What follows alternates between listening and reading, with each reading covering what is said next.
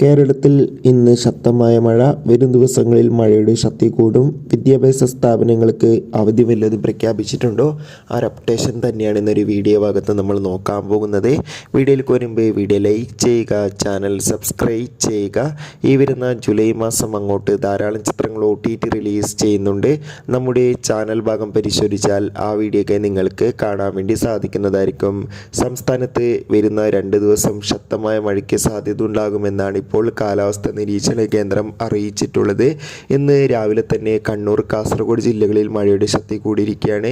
അതുകൊണ്ട് തന്നെ ഈ ജില്ലകളിൽ നിലവ് യെല്ലോ, ഓറഞ്ച് അലർട്ടാണ് പ്രഖ്യാപിച്ചിട്ടുള്ളത്. വരും ദിവസങ്ങളിൽ മഴയുടെ ശക്തി കൂടുമെന്നാണ് അറിയാൻ വേണ്ടി സാധിച്ചിട്ടുള്ളത്. ജാഗ്രത പാലിക്കുക എല്ലാവരും. അതോടൊപ്പം തന്നെ വയനാടും രാവിലെ മുതൽ തന്നെ മഴയുടെ ശക്തി കൂടിയിരിക്കുകയാണ്.